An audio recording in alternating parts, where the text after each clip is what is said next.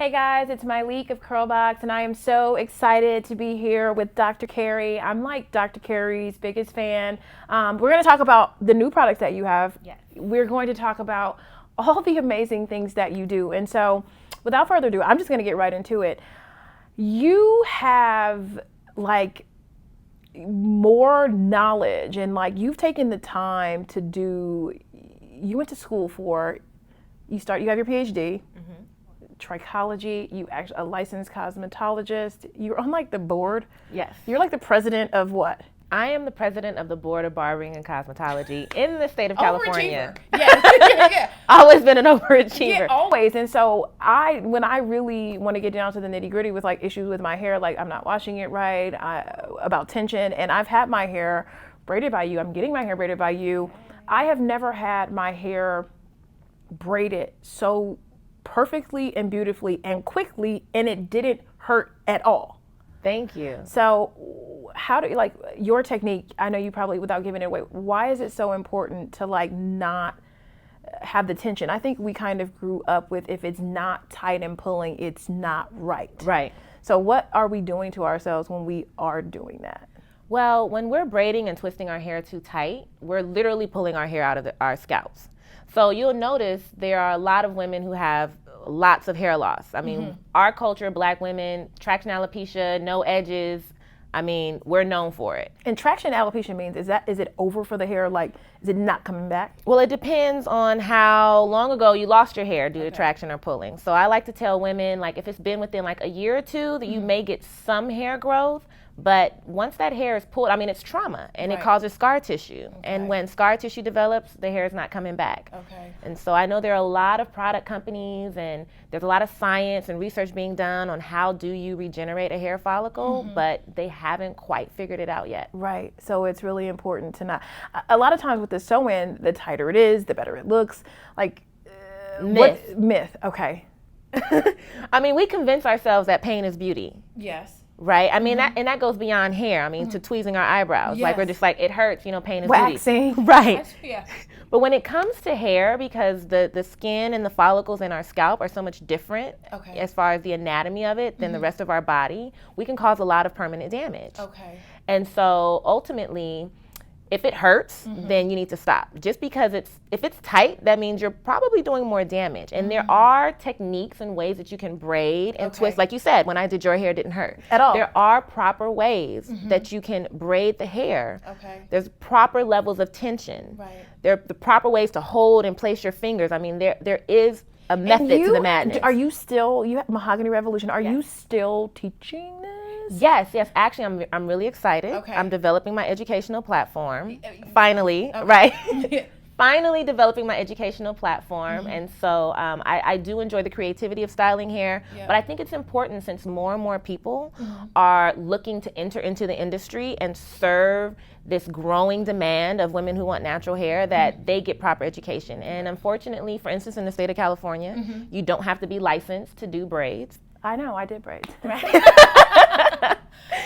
Right. And I think there are like only 19 states that have some level of certification or licensing requirement. Other than that, it's considered a cultural practice, which it is. Okay, wow. But with that cultural practice, there are proper techniques that need to be taught, and I am more than happy that's amazing. to start to train and teach on how to do this the right way. Right. And what I love is that anytime I'm on the gram, or I'm watching TV, or I'm watching a movie, and I see these absolutely perfect braids, or these faux locks that you've been doing, I'm always like, I know this is Dr. Kari. And then I go to your Instagram and I see the picture of when you just did it, whether it be Brandy or Keisha Epps or anybody, and I'm just like, you have a huge celebrity clientele. Yes, it's been such a blessing. And yes, girl, them braids that Brandy had at the Soul Train Award, even I was like, them braids are banging. Because sometimes I have to take a step back to look at my work. Because when I'm in it, I'm working. Right. I'm the technician. And so even sometimes I have to take a step back to really appreciate it. But it's been such a blessing, and being in LA is a big part of that. Okay. And then also just the professionalism behind it. I think that any level of professionalism for a celebrity, or even just a working professional, is not only expected, but it's required if you expect to just really grow your craft. And I've been blessed to be able to have all these clients, because of my talent and my skill, but then my professionalism most of all. And they're all, I've been blessed. They're all great. Yeah, and everybody's always like refers back to you. Like I remember I was just in a wedding and then you did my twist and then Felicia Leatherwood, like she hooked it up. And so I love how within the industry, when it comes to like celeb natural hair, the Jill Scotts or whoever of the world, you guys kind of play to each other's strengths and know what each other is good at. But I want to talk about these products that you have that we are going to do something fun and fabulous with. I'm going to tell you what I really love. I have used the coconut lavender revitalizing oil. When you braided my hair the last time, you kind of sprayed it as you braided it, and I was like melting down because I'm like, oh no. I'm telling you, no, I can't use oil in my hair like that. And you're like, it's going to be, and I'm just like, coconut oil? I was thinking it was going to be weighted. I was worried that it was going to just be all over my pillow. And that's not the case with this. Right. Yeah, I thought it was really, really important for me to really formulate an oil that wasn't too oily. Yeah. Because I have oily skin, I have locks, and so my hair collects and holds onto a lot of product. And like you, I don't want to lay on my pillow. I don't want my shirts having oil stains on them. So it was really important when I was working on the product to make sure that I blended the oils in a way where it just really absorbed into the hair. Right.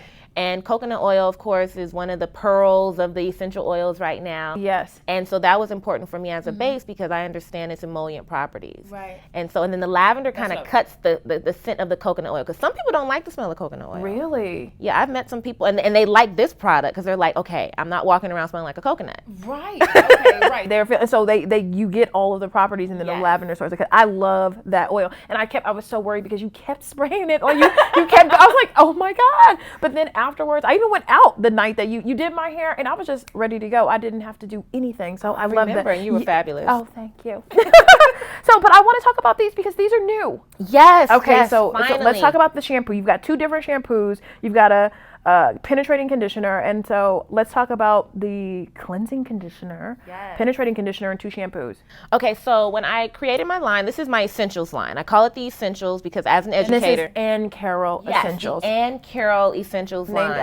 After my mother. Yes. My mother's name's actually Carol Ann, and so I want to do something in honor of her. Yes. And so when developing the line as an educator, I'm always telling people that you have to keep your hair clean, you have to keep it conditioned, moisturized, and lubricated. Okay. So I wanted my launch of my product line to be focused around those key components. And so we have our clarifying shampoo, which cleanses the hair. Okay. You only need a clarifying shampoo maybe once a month depending on how active you are and how much product you use. Okay. Okay? Alrighty. Moisturizing shampoo, you can use on a more regular basis. Okay. So of course still cleansing, but you're not stripping away too much moisture. You're really replenishing and softening the hair. I think that's what I've been doing. I've been having scalp trouble forever, and I think I've been over cleansing. I think I've been over clarifying. Got it. Yeah. So yes. Moisturizing shampoo, yes, you can. You can over clarify. Okay. So clarifying shampoos are really to like get that deep clean. Okay. Okay. The moisturizing shampoo can be used on a more regular basis. Of course, we had to do a co-wash because I know I have my co-wash girls out there. But when I say our cleansing conditioner is the bomb, I'm not just saying that because I hope. I promise you. Okay. I promise what makes it so? Because I have, of course, I meet so many people, and I'm so off and on with co-wash. Like I am in a very love-hate / non-committed relationship with co-wash. Like I am very off and on with it, but it's just like I have started back with it, with the gym and the sweat, and it's just like I like it. Right. Yeah. I mean, the co-washing is great for when you're very active. What I love about our co-wash is that it's a great detangler. Yes. So if you're wearing, any type of twists, braids, weaves, you're coming out of a long-term protective style, or if your hair just tangles, or before you wash your hair, put this cleansing conditioner on your hair. Okay. Whether it is 4C, 3A, whatever it is, it's going to just melt your. Okay. It's it's clearly one of my favorites. Right. Like when we hit the formula, I was like. This is it, right? Yes. Okay, and now we've got penetrating conditioner. Yes, the penetrating conditioner. So moisture, infusing moisture. Oftentimes I consult with a lot of women. They're like, I wash my hair and I'm using leave-in conditioner, my hair is dry. Deep conditioning. We're missing the deep conditioning step. Okay. So I made sure that I formulated a deep conditioner that would really just infuse moisture and also strengthen the hair.